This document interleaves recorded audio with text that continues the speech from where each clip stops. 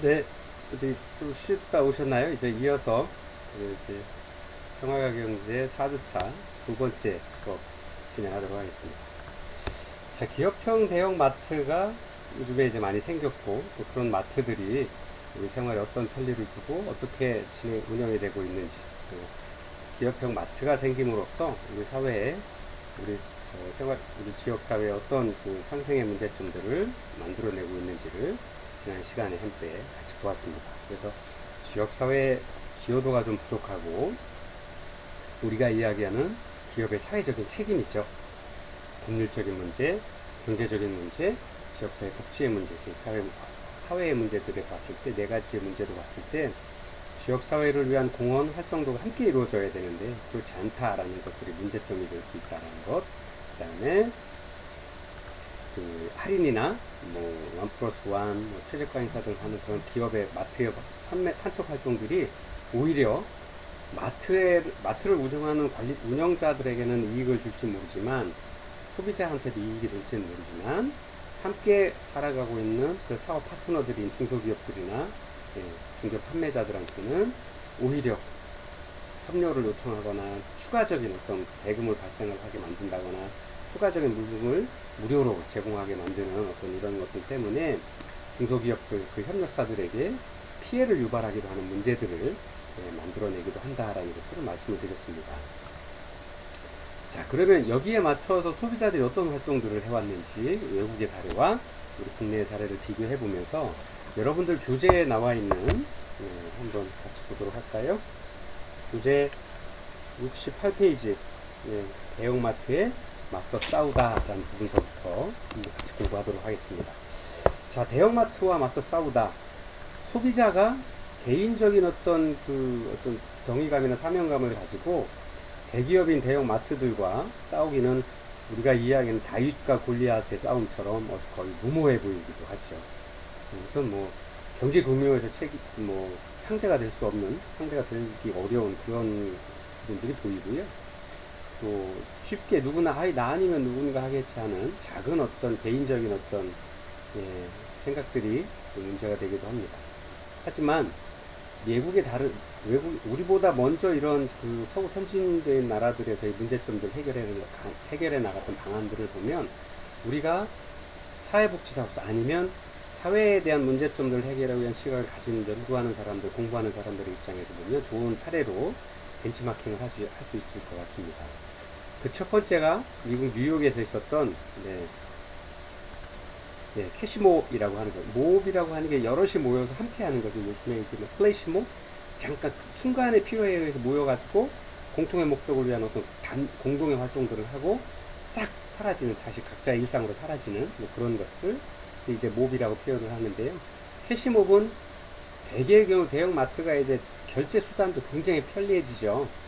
카드를 쓰거나 아니면 현금이 없어도 결제할 수 있는 다양한 방법들로 물건을 판매하고 진행을 해 나가고 있습니다. 그래서 그렇게 편리하기도 하지만 아까 그런 편리한 뒤에 누군가는 피해를 보고 누군가 눈물을 흘리고 있다라는 걸 저희가 보았던 것처럼 외국에서도 그런 문제가 생겨서 캐시가 현금을 뜻하는 거잖아요. 현금을 가지고 물건을 사자. 소상공인들, 대형 마트가 아닌 소상공인들이 팔고 있는 어떤 판매점에 가서 현금을 가지고 와서 일정한 날을 정해서 소비자들이 모여서 그런 활동들을 해서 대형 마트와 힘겹게 그 시장 판매를 놓고 어려워하고 있는 그런 소규모 업체들을 도와주기 위한 소비자 시민 모임들을 진행을 했습니다. 여러분들 교재 71페이지에 보면 캐시몹을 어떻게 하는지, 캐시몹에 대한 포스터, 동네에 이제 시장을 살리자는 뜻에서 토요일 오후에 매일 모여서 현금을 주고 물건을 구매하는 어떤 이런 소비자 활동들을 하기도 했고요. 우리나라에서는 특명 시장을 털어라 라는 어떤 프로그램을 가지고 서울 남대문 시장에서 젊은 소비자들이 모여서 현금을 가지고 시장 안에서 물건을 구매를 하고 그거를 이용을 해서 생활에 필요한 것들 만들어 요리를 한다라거나 해서 그런 모습들을 보여주는 어떤 그런 소비자 활동들을, 단체 활동들을 했었습니다. 그래서 이런 것들을 통해서 우리 소비자들이 다 구매자들이니까요. 그 다음에 사회에 관심이 많은 분들이 또 피해를 보고 있는 것들에 대한 소비자들의 각성도 도움을 줄 수 있고, 또 스스로 마트가 대형마트가 편리하고 이용에 뭐 여러 가지 편의성을 제공을 하지만 또 그 반대로 어려움을 겪고 있는 사람들 함께 공생할 수 있는 어떤 방법들에 대한 방향도 제시를 하고, 이런 역할들을 통해서 소비자들의 의식 개선을 위한 방법들, 시민 모임 운동들을, 소비자 시민 모임 운동을 진행을 해왔습니다. 그 다음에 외국의 사례를 보면 독일에 같은 경우에는 뭐 월마트나 이런 큰 대형 마트들이 들어와서 아까 말씀드린 대로 그 중소기업, 자기네 물건을 납품하는 기업에 뭐 단가를 좀 더 낮춰서 납품하게 한다거나 자기네 이익을 높이기 위해서 일반 소매 시장에서 100원에 들어오는 물건을 우리가 많이 구매하고 대량 구매하고 많이 판매를 해서 너네들한테 이익이 많이 가니까 100원이 아닌 우리한테는 그 절반 가격인 50원에 납품해라.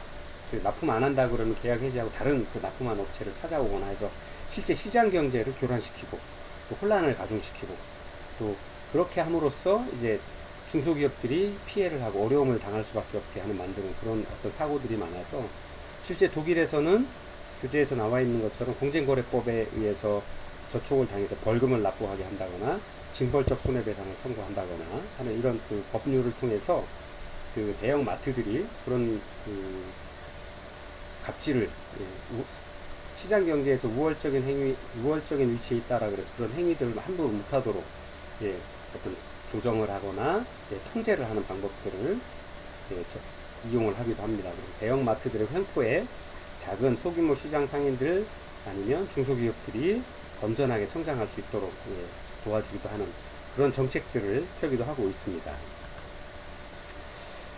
자, 이제 우리나라의 대형마트가 이제 설립이 되면서 그 뉴스에 나왔던 것들의 하나인데요. 이 뉴스를 좀 하나 보면 2007년인가요? 2008년인가 처음 그 대형마트가 청주의 재래시장에 들어왔을 때 대형마트가 이제 설치가 되도록 되었다라고 합니다. 근데 이제 대형마트가 보통 그때 초창기만 해도 24시간 영업을 했고, 그 다음에 모든 사람들이 주차하기 편하고 뭐 여러 가지 편리를 제공을 하니까 설립이 되어서 보니 그 주변 시장이 빠르게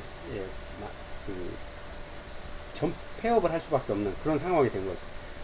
우리 가게에 오셔야 될 손님들이 다 마트로만 가시니까 저희는 매출도 뚝 떨어지고, 매출이 떨어지니까 물건이 판매가 안 되니까 거래처들과의 신용도 깨지고, 또 그렇게 되다 보니 물건이 판매가 안 되니까 재고로 쌓이니까 다시 또 저희는 또 돌려보낼 수밖에 없고, 그게 악순환이 되다 보니까 결국에는 점포를 닫을 수밖에 없는 그런 상황인 거죠. 그래서 많은 청주에서도 뭐 40년 동안 장사를 하셨던 분이 마트가 들어섬으로 인해서 어쩔 수 없이 문을 닫는, 폐업을 할 수밖에 없는 그런 상황들이 들어왔다라는 것들이 초창기에 이제 굉장히 많은 뉴스로 나왔고, 또 그런 지역에 그런 가게들이 많아지다 보니까 사회적으로 문제가 됐고, 우리가 이야기하는 경제정의 면에서 어려워질 수밖에 없는 사람들이 많이 생길 수밖에 없었죠. 이런 겁니다. 만약에 제가 게으르고 제가 노력을 안 해서 시장을 찾아오는 많은 손님들한테 외면을 받았다 그러면 그거는 전적으로 제가 잘못한 거죠.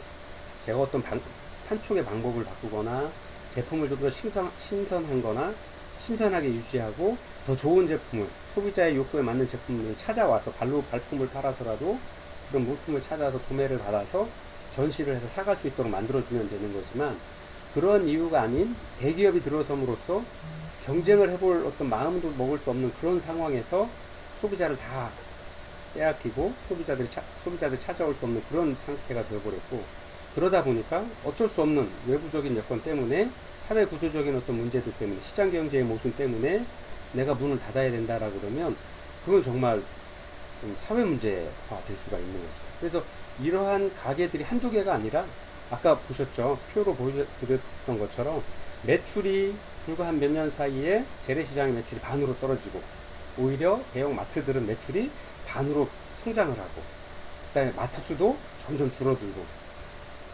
그런 것들로, 그런 표로 봤을 때에도 소규모 상인들이나 소상공인들이나 작은 어떤 가게를 하시는 분들한테는 피해로, 사회 문제로까지도 이루어질 수 있는 어떤 사회 문제화가 되었다라는 것이 핵심이라고 할 수 있겠습니다.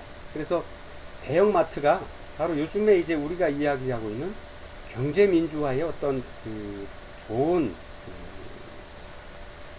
일반인들이 이해할 수 있는 어떤 좋은 어떤 계기가 되었다라는 겁니다. 그 다음에 시민들 또 소비자들이 사회의식을 제고할 수 있는 어떤 강한 동기가 되었다라고 볼 수 있습니다. 자, 그럼 여기서 저희가 이제 경제민주주의 또는 경제민주화라는 것들 개념을 좀 한번 보고 가야 될 것 같은데요. 자, 경제민주주의 뭘까요?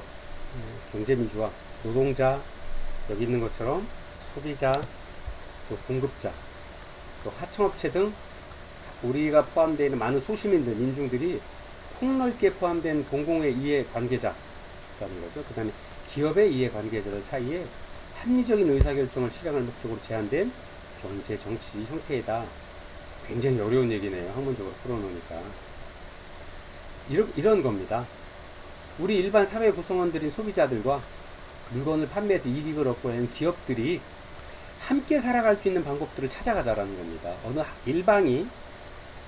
일방만 이득을 얻는 게 아니라 함께 당신은 투자한 게 많으면 당신은 나보다 투자한 게 많으니까 아니면 그릇을 더 크게 만들었으니까 노력을 더 많이 했으니까 나보다 좀 더 많이 갖는 건 이해를 하겠다.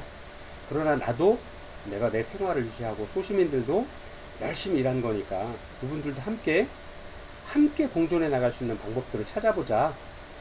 경제적으로 민주주의를 실천해보자 하는 게 바로 경제민주주의입니다. 경제민주화입니다. 네. 함께 살아가야 되는 세상이죠. 그 다음에 또 하나 우리가 늘 이야기하는 것, 매스컴이나 아니면 정치에서 이야기하는 부분들, 아니면 사회에서 이야기하는 부분들, 우리가 요즘 사회 문제되고 있는 그 세금에 관한 부분들에서 부자들도 부자세를 내자라고 하고 일부 많은 그 슈퍼리치들, 어마어마한 그 갑부들이 이야기를 하죠. 왜 더 많이 가진 사람이 더 많은 세금을 내는 건 당연하다. 그 다음에 뭐 우리가 알고 있는 MS 윈도우의 창업자인 그런 어떤 많은 대규모 슈퍼리치들이 재단을 만들어서 그 가난한 나라에 아니면 자기 자국에 교육을 못 받는다거나 취업 교육을 못 받는다거나 하는 그런 분들한테 재단을 만들어 장학금을 주거나 교육의 기회를 넓혀주고 있는 이유는 우리 사회를 하나의 공동체로 보았다라는 겁니다.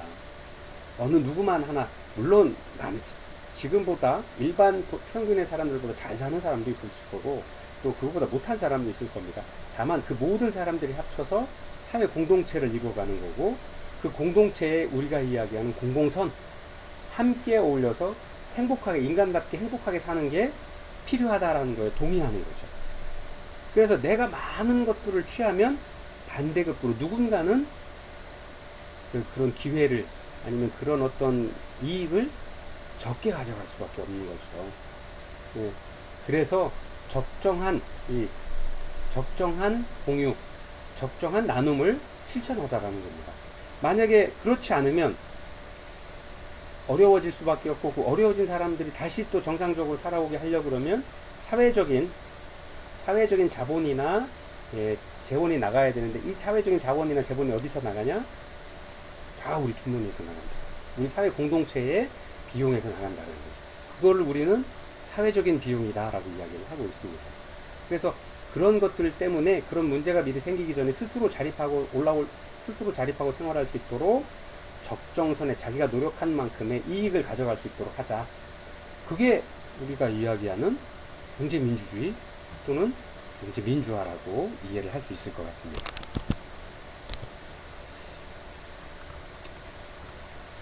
자, 그래서 우리가 이야기하는 상생, 함께 사회 구성원 모두가 함께 살아가고 그 다음에 공존하고 그 다음에 이런 것들이 시장 경제를 통해서 열심히 노력한 사람 좀 더 가져갈 수 있는 거고요.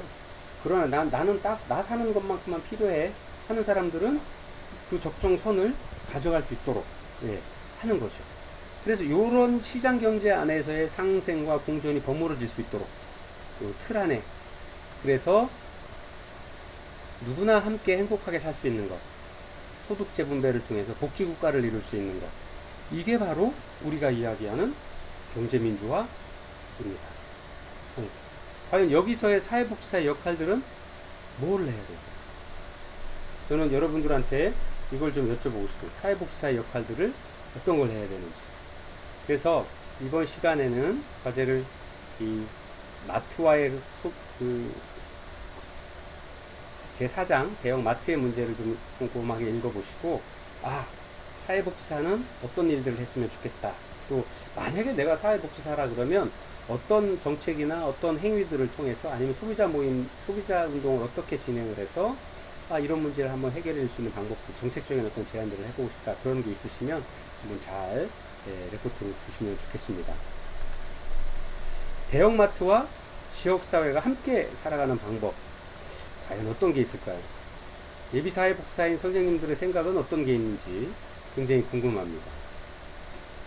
자, 그래서 우리는 대형마트와 지역사회가 함께 살아가는 방법, 경제민주화, 사회경제 활성화를 위해서 어떤 방법들을 쓰고 있느냐? 합리적인 규제와 통제, 조정을 합니다. 국가에서 조정을 하는 법들, 이걸 이제 법률로는 유통산업발전법이다라고 이야기를 하는데요. 요즘 잘 아시는 것처럼 대형마트가 24시간 영업 안 하시죠. 예, 왜냐면 24시간 영업을 해서 매출은 올라가지만 거기에서 근로하고 있는 근로자들도 소시민인 분들이신데, 소시민들도 정말 피로가 쌓이고 힘들어 하시죠. 그러니까 그분들도 쉴 시간을 확보하고 노동법에 의한 어떤 근로 시간들을 준수할 수 있도록 하고, 또 그분들도 개인 생활이 있거나 가정 생활이 있어서 그분들도 개인 생활을 누릴 수 있도록 사생활 보호에도 지원을 드리고 하면서 재래시장도 활성화할 수 있도록. 그래서 대형마트를 의무 휴업 일제를 정했죠. 처음에는 시간도 줄였지만 이제는 뭐 둘째 주, 넷째 주, 한 달에 2번을 강제 휴무하도록 법으로 통제하고 규제를 통해서 조정을 하고 있는 이런 부분들. 그래서 대형마트가 쉬는 날에는 재래시장이나 소규모 마트에 가서 필요한 것들을 사실 수 있도록 해서 소상공인들과 대형마트가 함께 살아갈 수 있는 방법들을 합리적인 규제와 조정을 통해서 법률로서 국가가 시행을 하고 있습니다. 그래서 이러한 것들을 통해서 사회의 불합리성을, 아니면 차별을, 아니면 형평성을 좀 맞추기 위한 노력들을 진행을 하고 있습니다. 이런 것들 뿐만 아니라 또 하나 가장 중요한 건 우리 소비자들이 깨어 있어야 된다라는 겁니다. 그렇죠? 그렇게 그런 것들을 통해서 만약에 이제 마트들이, 대형 마트들의 편리성도 있지만 내가 조금 불편하더라도 우리 지역사회 경제 활성화를 위해서 필요한 부분들, 요즘 이제 가장 크게 이제 이슈가 되고 있었던 게, 지난 시간 매스컴에도 이슈가 됐던 게 지역화폐죠. 지역화폐는 지역에서 쓸 수밖에 없죠. 그래서 지역의 지역사회 구성원들이 지역화폐를 구매를 하고, 그 다음에 그 지역화폐를 가지고 지역에 있는 가게들이나 뭐 시장이나 아니면 마트들을 다 다니시면서 필요한 물품들을 구매를 해서 하는 거죠. 이것이 아까 말한 지역사회 공헌이죠. 지역사회에서 생산된 물품을 지역사회 구성원들이 사고, 또 그렇게 함으로써 지역사회에서 각계각층에서 살고 계시는 분들이 경제적인 부가 골고루 나눠지고 혜택이 갈 수 있도록, 그래서 열심히 일하고 열심히 소모돼서 자기의 이익을 찾아갈 수 있도록 하는 것, 이런 것들이 지금 말씀하시는 이런 지역사회 활성화를 위한, 경제민주화를 위한 지역사회 공동체에서의 활동들입니다. 그래서 이러한 것들, 좋은 아이디어를 가진 그런 활동들이 점점 더 많아지고, 또 이러한 것이 개선되어야 되고, 이런 것들이 좀 문제로 될 수 있다는 것들을 공부하고 이해할 수 있는 사회복지사 선생님들이 많아질수록 지역화폐를 만들기 위한 활동들이나, 아니면 이제 합리적인 규제를 위한 대형 마트들의 의무 휴일을 한다라든가, 아니면 서로 동의할 수 있는 어떤 선에서의 함께 살아갈 수 있는 방법들을 고민하는 사람들이 많아질수록, 그런 소비자들이 많아져서 여론이 모아질수록 우리 사회가 아까 말씀드린 대로 함께 살아가기 위한 정말 좋은 사회, 소득이 재분배가 이루어질 수 있는 사회, 또 노력한 만큼 자기의 이익을 가져갈 수 있고, 그럼을 통해서 경제적인 활동들을 할 수 있도록, 경제 활성화에 이바지할 수 있도록 하는 그러한 생각들을 가질 수 있도록 하는 것들이 필요합니다. 그러기 위해서는 저희는 이제 사회복지사였으니까 사회복지를 공부하시는 선생님들이시고, 우리 사회복지사가 어떤 일들을 할지, 또 만약에 우리 클라이언트가 이러한 문제를 가지고 나를 찾아왔을 때 내가 어떠한 도움을 줄 수 있는지, 또 어떠한 정책들이 있는데 이런 정책들을 어떻게 발전시켜 나갈 수 있도록 고민을 하는 시간들이 되어지기를 바랍니다. 자, 이렇게 오늘 4주차 생활과 경제, 대형마트와 대형마트의 문제, 지역사회의 경제 활성화 공존화 문제를 같이 공부를 해봤습니다. 자, 다음 시간에는 또 다른 제5장 챕터를 가지고 공부를 할 거고요. 여러분들 어려운 시기니만 건강관리 잘 하시고 건강한 모습으로 계속 만나 뵙도록 노력하겠습니다. 선생님들 건강 유지 잘 하시고 행복한 한 주 보내시기 바랍니다. 감사합니다.